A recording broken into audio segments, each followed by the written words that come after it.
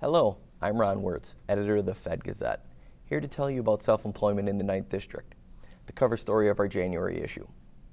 Since the recession, there's been a debate about what's happening to the little guy, the self-employed worker trying to make it big or simply trying to make ends meet.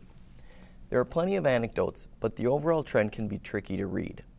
Being your own boss is a goal for many, but recessions are brutal on businesses, including the self-employed.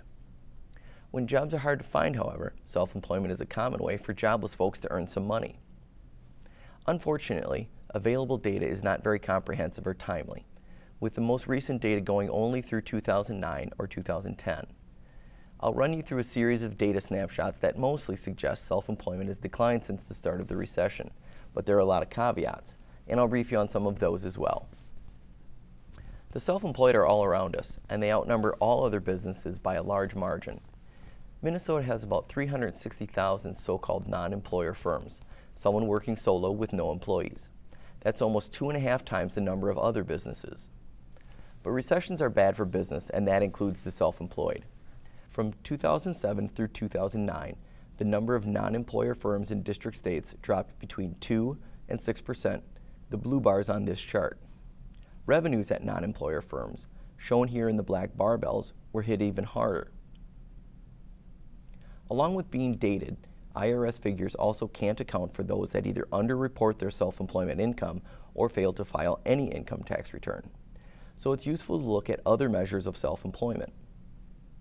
For example, leading into the recession, states were seeing a strong move toward incorporation of sole proprietors, most often as limited liability companies. After seeing tremendous growth in LLCs leading up to the recession, new registrations have slowed across the district. In Minnesota, they grew until this past year.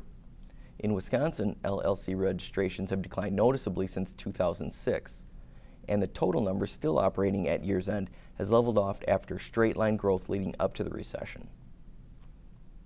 Another angle to look at is the reported growth of independent contractors and other freelance labor hired to work for a company on a contract basis rather than as an employee.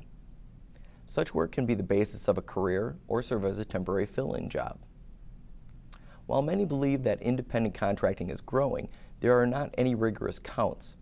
Available as evidence suggests only tepid growth. For example, an index by the American Staffing Association tracks weekly changes in temporary and contract employment. Though the index rose modestly through the first half of last year, it has been below its 2006 benchmark for more than 3 years running. Another measure of contract labor comes from what are called 1099 miscellaneous filings to the IRS, which are filed by companies that hire contract workers. Here again, the data show a recent dip of almost 4% in 2010. So far, the data suggests that self-employment has been knocked on its heels. But information from the Bureau of Economic Analysis hints that maybe there is something going on that is missed by other data sources. The BEA is responsible for measuring the nation's economic activity and is widely regarded as a methodical counter of income-producing jobs, including those outside traditional job counts, which are based on unemployment insurance eligibility. BEA data suggests that self-employment has continued to grow, if somewhat sluggishly, through the recession and the recovery. But this contrasting view of self-employment comes mostly from differences in methodology compared with other data sources, and those differences stem from an amorphous view of self-employment itself. A final chart illustrates the measurement issue. All of the plotted data claim to measure some form or definition of self-employment in Minnesota over roughly the same period. As you can see, the individual measures are generally far apart in scale. Only 2 of them even follow the same trend line over time. And that's because each data set has its own unique definition of self-employment. So in the final analysis, available data can only draw a crayon portrait of the self-employed, which is ironic considering how much we celebrate entrepreneurship and its role in job growth.